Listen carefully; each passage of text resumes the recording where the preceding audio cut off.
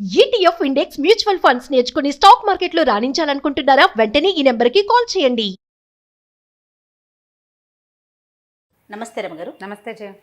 రమగారు, 40స్లోకి వచ్చేసిన తర్వాత ఒక చిన్న చిన్న కన్ఫ్యూజన్స్ అండి. ఎలా అంటే కొంతమంది ఏమో చాలా అంటే అప్పటి వరకు ఉన్నవన్నీ వదిలేస్తారు. మనం ఏదో పెద్ద తరహా వచ్చేసింది, 40లోకి వచ్చేసాం కదా అనే ఒక ఫీల్లో ఒక మంచి చీర కట్టుకోవటం కానీ, అంటే కలర్ఫుల్గా కనిపించకపోవటం, డల్నెస్లోకి వచ్చేస్తారు కొంతమంది. మరి కొంతమంది ఏమో సాధారణంగానే ఉంటారు. ఇంకా ఇప్పుడే మనం యంగ్ అనే ఒక ఫీల్లో కొత్త కొత్త మార్పులు, వింత వింత పోకళ్ళకి పోతూ ఉంటారు. వీళ్ళు వాళ్ళని చూసినా, వాళ్ళు వీళ్ళని చూసినా ఒక్కసారి జల్లుమంటుంది. ఇద్దరికి అలానే ఉంటుంది, సేమ్ ఫీల్. అసలు ఎలా ఉండాలి 40స్లోకి వచ్చాక? ఇవి ఒక జర్క్ వస్తుంది జయ. ఈ 40s వీళ్ళకి ఆడపిల్లలు ఉన్నారనుకో, ఆడపిల్లలు ఉంటే పిల్లలు పెరిగిపోతారు. అవునవును. ఆడపిల్లని 13-14 వచ్చేసరికి తెల్లంత సైజులోకి వచ్చేస్తారు ఇంచుమించుగా. అమ్మ డ్రెస్సులన్నీ వేసేసుకుంటారు, అమ్మ నగలు పెట్టేసుకుంటారు, అమ్మ చీరలు కట్టేసుకుంటారు. దాంతో తల్లులకి ఏమనిపిస్తుంది అంటే తమకి కొంచెం ఓల్డ్ అయ్యామని అనిపిస్తూ ఉంటుంది. దాని తోడు చుట్టుపక్కల ఉంటారు, లేకపోతే భర్తలు కూడా ఇంకా పిల్లని ఎంత అయింది నీకెందుకు వేషం అలాంటి. వీళ్ళకు కూడా కొంచెం ఆడపిల్లలకి కాస్త ఏమైనా బంగారం కొనాలని, దానికే చీరలు కొనాలని, చీరలు ఇప్పటి నుంచి కొని పెట్టాలని, ఇద్దరు ముగ్గురు తోడుకోడళ్ళు ఆడపడుచులు కజిన్స్ దగ్గరగా ఉన్నారనుకో, మనకెందుకు పిల్లకి ఇలాంటి ధోరణిలోకి వచ్చి ఒక 42, 43, 44 వచ్చేసరికల్లా వీళ్ళు పెద్ద పెద్ద ఇయర్ రింగ్స్ మానేస్తారు. తర్వాత ఏమో కొంచెం పల్చటి చీరలు మానేస్తారు, కాస్త ఫిగర్ హగ్గింగ్గా దగ్గరగా ఉండే డ్రెస్సులు మానేస్తారు, చెప్పుల దగ్గర నుంచి మార్చేసుకుంటారు జయ. చెప్పుల దగ్గర నుంచి ఓల్డ్ స్టైల్లోకి వచ్చేస్తారు. బాగానే ఉంటుంది. ఇలా నడుస్తుంటే కొంతకాలం నడుస్తుంది. సడన్గా వీళ్ళకు ఒకరోజు వాళ్ళ క్లాస్మేట్ కనిపిస్తుంది. ఈ క్లాస్మేట్ మన ఈ మధ్య ఎవరో చక్కటి అందమైన సింగర్లాగా, నాజుగ్గా, చిన్నగా బొమ్మలాగా ఉండి చక్కగా ఏదో మంచి డ్రెస్ వేసుకుని టింగు రంగా మనకు కనిపించింది అనుకో, కడుపులో మండిపోతుంది. ఎంత కష్టంగా ఉంటుందంటే ఆ వచ్చింది ఊరుకోకుండా ఏమిటో ఇలా తయారయ్యావు అంటుంది. అనేసరికి చాలా దుగ్ధంగా ఉంటుంది. అది కరెక్టో నేను కరెక్టో అర్థం కాదు. అలాగే ఉండాలా, ఇప్పుడే కదా మనం జీవించాలి అన్నట్టుగా ఉండాలా, లేకపోతే ఇట్లా కొంచెం పెద్ద మనిషి తరహాగా అని మనం అనుకుంటున్నాం కదా, ఈ తరహాలో ఉండాలా, మనకి ఎప్పటికీ అర్థం కాదు. అయితే రమగారు, ఉద్యోగాలు చేసే మహిళలను తీసుకుందాము. కనీసం ఒక 25-30 లోపు పెళ్ళయింది అనుకుందాం. 30 నుంచి 40 లోపు పిల్లలు పుట్టడం, మళ్ళీ మన బాడీ మనకి వచ్చే అవకాశాలు రావటం, 1-2 డెలివరీస్, ఈ కార్యక్రమాలన్నీ అయిపోతాయి కదా. 40 దగ్గర పడుతున్న దగ్గర నుంచే మన ఫిగర్ మీద మనం కాన్సన్ట్రేట్ చేయగలుగుతాం. ఎవరు ఉద్యోగాలు చేసే మహిళల సంగతి నేను చెప్తున్నా. అలాంటప్పుడు వాళ్ళకి ఎలాంటి ఆలోచన ఉంటుందంటే, జనరల్గా సరే ఒక 10 ఏళ్ళు వెనక్కి వెళ్ళిపోయింది కెరీర్ మొత్తం, మళ్ళీ మనం రీస్టార్ట్ చేస్తున్నాం, మళ్ళీ మనం నలుగురిలోకి వెళ్తున్నాం, ఉరుకులు పరుగులు పెట్టాలి, అందులో భాగంగా మనం కూడా ఫిట్గా ఉండాలి అనే ఆలోచన వచ్చేస్తుంది. ఇప్పుడు ఫిట్ సరే, ఫిట్తో పాటుగా అన్ని మార్పులు చేర్పులు చేస్తుంటారు.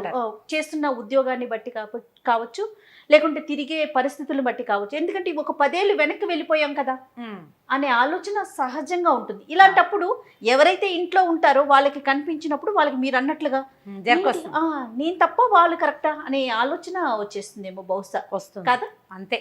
అయితే ఏంటంటే ఇప్పుడు ఏజ్ తోటి పెద్ద ఆలోచన చేయకూడదు ఈ రోజుల్లో. ప్రస్తుత సమాజం ఎట్లా ఉందంటే, ఇప్పుడు ఏజ్ తోటి సంబంధం లేకుండా నువ్వు గౌన్ వేసుకుని తిరగమని చెప్పరు ఎవరు. చిన్నపిల్లలాగా ఫ్రాక్ వేసుకుని తిరగలేము. కాకపోతే ఈ రోజులకు తగినట్టుగా ఎంతో కొంత మనం స్టైలిష్గా ఉండొచ్చు. దానివల్ల ఏంటంటే ఇప్పుడు ఈ ఏమంటారంటే మిడ్ లైఫ్ క్రైసిస్, నడి వయసులో వచ్చే ఇబ్బందులు, ఇవి శారీరకమైన ఇబ్బందులు 50 దగ్గర పడేసరికి వస్తాయి. 40లో వచ్చేది ఏంటంటే మానసికమైన అశాంతి, ప్రశాంతత కోల్పోతారు జయ. ఏ విషయాలకంటారు? ఓల్డ్ ఏజ్ వచ్చేస్తుంది అనిపిస్తుంది కదా, వయసు పెరిగిపోతుంది, పీరియడ్స్కి సంబంధించిన ఇబ్బందులు వస్తాయి, దానికి తోడు ఈ షాక్ ఒకటి తగులుతూ ఉంటుంది. ఇది ఒక డ్రామా ఎప్పటికప్పుడు. వాళ్ళు ఎంగగా కనపడుతున్నారు, నేను ఎందుకు కనపట్టలేదు, రకరకాల భయాలు వచ్చేస్తాయి. జీవితం మీద, అస్తిత్వం మీదే రకరకాల భయాలు వచ్చేస్తాయి. ఈ భయాల్ని జయించండి. లాస్ట్ టైం చాలా రోజుల క్రితం మనం ఒక వీడియో చేసాం, నువ్వు లేవు, నేను ఒకదాన్ని చేశాను. కొత్తది ట్రై చేయండి, మార్పును తెచ్చుకోండి జీవితంలోకి, ఏదైనా చెయ్యాలనుంటే చేసేయండి అని. నేను జీన్స్ ప్యాంట్ వేసుకోనని ఒక ఆవిడ ఎవరో అడిగారు. వేసుకోండి, దాని మీదకి సరిపడా ఒక పెద్ద చొక్కా వేసుకోండి, మరీ మీ అమ్మాయి వేసుకుని షర్ట్ కాకుండా అని చెప్పేది. ఏదో ఒకటి చెప్పాలి. ఇప్పుడు ఏంటంటే మనం ఇలా షాక్కి గురయ్యేలాంటి పరిస్థితులు ఉన్నాయి ఇప్పటికీ కూడా. ఇప్పుడు ఎవరు అట్లా లేరు అని వస్తాయి మనకు కొన్ని కామెంట్లు, ఇప్పటికీ ఉన్నారు. అందుకని ఇప్పుడు 30s మనము మన పిల్లలతో సమానంగా వేసుకున్న బట్టల్ని 40s వేసుకోలేకపోతాం. ఫర్ ఎగ్జాంపుల్ నేను చెప్తా వినండి, నేనున్నాను, నా చుడిదార్ మా అమ్మాయి వేసేసుకుంటది ఇప్పుడా, ఫర్ ఎగ్జాంపుల్ చెప్తాను, గుడ్డది కాబట్టి సరిపోదు అనుకోండి. అదే 40s మేమిద్దరు షేర్ చేసుకోలేకపోతాం. నాకు ఒకలాంటి భావన వచ్చేస్తుంది, పిల్ల వేసుకునేది నేను వేసుకున్నా, లేదా నేను వేసుకునేది అది వేసుకుంటాను, చూసే వాళ్ళు ఏమనుకుంటారో అనే ఒక ఆలోచన రాదంటారా? మరి వస్తుంది. ఇప్పుడు పిల్ల వేసుకునేదంటే వీటికి కొంత కన్జర్వేటివ్ థింగ్స్ కొన్ని ఉంటాయి కదా జయ. పిల్లలు వేసుకునేదంటే జీన్స్, టీ షర్టు, భుజాల మీద ఎక్కడో ఇక్కడ ఓపెన్ ఉన్నవి, అవి పిల్లలు 20 ఏళ్ళ 18 ఏళ్ళ పిల్ల వేసుకుంటుంది. అది 39, 42 ఏళ్ళ ఆవిడ వేసుకోలేకపోతుంది. అవును. అంత కాకపోతే కొంచెం దానికి దగ్గరగా ఉండేలాంటిది ఇంకొకటి ఏదో ట్రై చేయొచ్చు కదా. Yes, correct. మనకు అనుగుణంగా మనం వేసుకోవచ్చు. ఇప్పుడు ఏంటంటే 45 రాగానే మీరు ఓల్డ్ అయిపోయినట్టు కాదు. 55 వస్తే కొంచెం పెద్దవాళ్ళు అన్నట్టు, ఓల్డ్ కాదు. 55 కూడా ఓల్డ్ కాదు జయ. ఇప్పుడు సినిమాటిక్గా మనం పేజ్ 3లో కనపడే వాళ్ళలాగా చేయలేకపోతాం.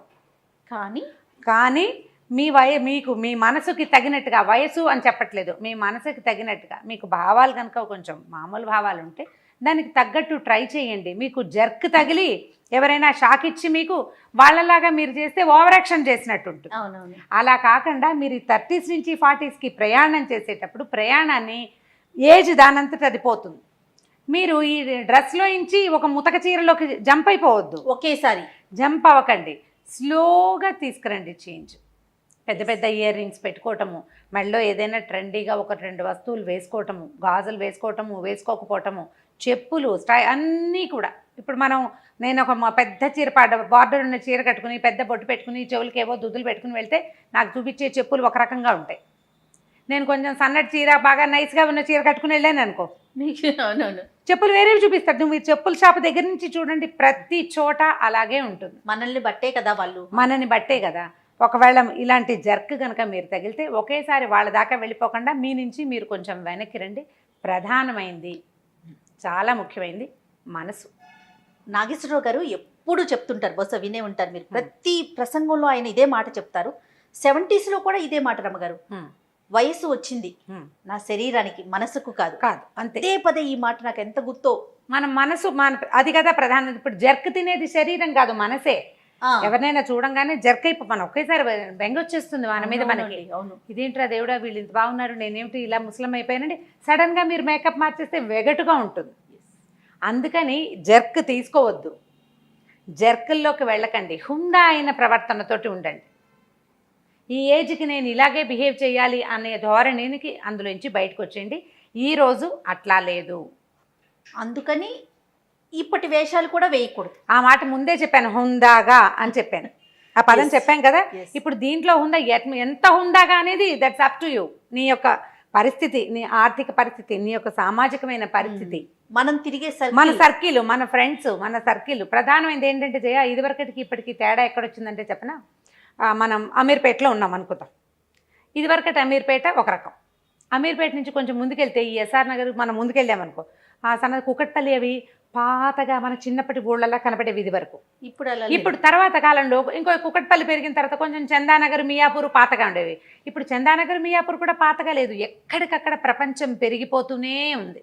మనం రెగ్యులర్గా ఎవరితోటి కలుస్తామో అదే మన సర్కిల్. ఇప్పుడు ఎక్కడో ఊరవతల ఇల్లు కొనుక్కుని వెళ్తున్నాం, ఓ ఫ్లాట్ కొంటాం, అక్కడ 100 మంది ఉంటారు సమాజం, అదే మన సోషల్ సర్కిల్. అంతే, మన చుట్టాలు పల్లెటూళ్ళలో ఉన్న వాళ్ళు కాదు మన సర్కిల్. మన సర్కిల్ మనం రోజు ఎవరితోటి కలుస్తామో, ప్రతిరోజు గుడ్ మార్నింగో గుడ్ ఆఫ్టర్నూనో ఎవరికి చెప్తామో, ఎవరితోటి చెప్పించుకుంటామో, అది మన సమాజంగా ఈ రోజున ఉన్నది. ఇప్పుడు మనం అక్కడ షాపుల్లోకి వెళ్తాం, అక్కడ హోటల్స్కే వెళ్తాం, అక్కడే మన పిల్లలు స్కూళ్ళకి వెళ్తారు, అక్కడి నుంచే కాలేజీలకు వెళ్తారు. అదే కదా మన సమాజం.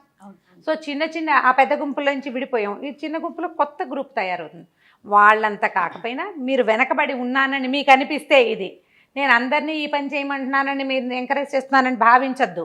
ఆ తరహా ప్రశ్నలు కూడా తీసుకురావద్దు. వెనకబడి ఉన్నామేమోనన్న భావనతోటి దిగులుబడి డిప్రెషన్కి లోనయ్యి మీరు బాధపడి ఇంట్లో వాళ్ళని బాధ పెట్టకండి. వెనకబడి ఉన్నామనిపిస్తే పెద్ద స్టెప్పులు తీయద్దు, 1 స్టెప్ తోటి ముందుకెళ్ళండి. ఏదైనా సరే ఒక స్టెప్, స్లోగా స్టెప్స్లో, బేబీ స్టెప్స్లో నుంచి పెద్ద స్టెప్పులు వెళ్ళండి నిదానంగా. ప్రధానమైనది జర్క్స్ తీసుకోవద్దు. మిడ్ లైఫ్లో జర్కులు చాలా ప్రమాదకరం. దానివల్ల విపరీతమైన డిప్రెషన్స్ వస్తాయి. ఉమ్.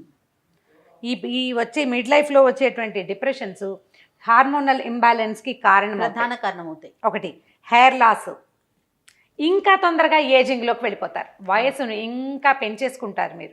కాబట్టి ఆ పరిస్థితుల్లోకి వెళ్ళబోకండి. జర్క్ తినకుండా ఉండాలంటే ఏం చెయ్యాలో చూడండి. తప్పకుండా. అంతే. నమస్తే రమగారు. నమస్తే జయ. అలనాటి అమ్మమ్మ రుచులు, భారతమ్మ రుచులు, స్వచ్ఛమైన పొడులు, పచ్చళ్ళు.